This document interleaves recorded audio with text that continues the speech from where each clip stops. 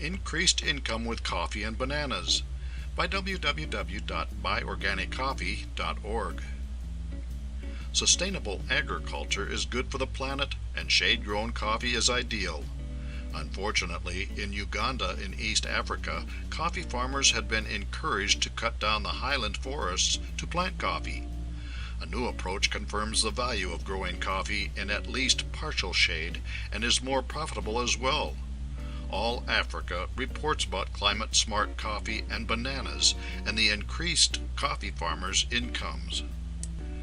Ugandan farmers are increasingly interplanting coffee, the country's primary export, and banana, a staple food, as a way of coping with the effects of climate change. Studies by the International Institute of Tropical Agriculture, IITA, and partner organizations show that a Ugandan farmer gets 50% more income from intercropping coffee and banana than from growing either crop alone. Conducted in over 30 districts of Uganda, the study showed that coffee yield remained the same when intercropped with bananas, and the farmers gained additional income from the banana. This approach increases coffee farmers' incomes and moves away from industrial-scale growing of coffee back toward a shade-grown coffee approach. With shade-grown organic coffee, the consumer gets healthy organic coffee, and the grower preserves the natural environment. Coffee has traditionally been grown under a canopy of trees. This method of planting on hillsides helps prevent erosion, as is still seen in regions of Colombia, Panama, and other parts of the world where coffee is grown on steep slopes. However, new sun-tolerant coffee strains were introduced over the last 2 generations. These plants thrive in full sunlight and are capable of producing up to 3 times as many coffee beans as traditional coffee plants in a shaded environment.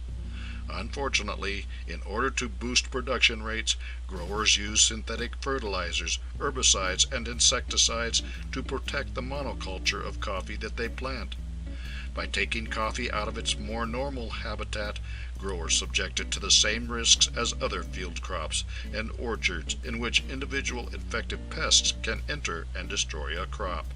Considering that it can take a decade for coffee plants to mature, an infection or infestation that destroys plants can be devastating. Thus, the coffee planter who ceases to produce shade-grown organic coffee can find himself trapped in a never-ending cycle of herbicide, pesticide, and synthetic fertilizer use.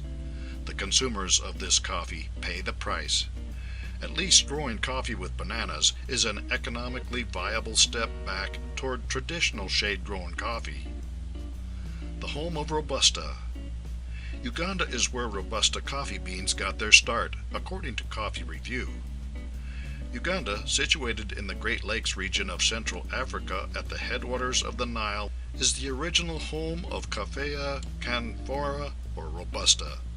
The main part of Uganda coffee production continues to be dry-processed Robusta used in instant coffees and as cheap fillers in blends.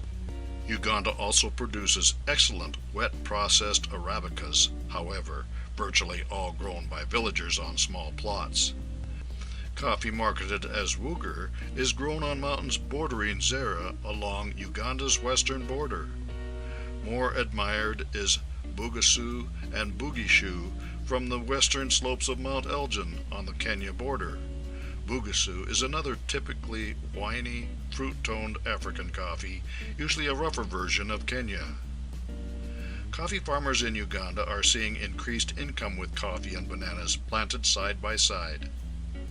For more insights and useful information about organic coffee, visit www.buyorganiccoffee.org.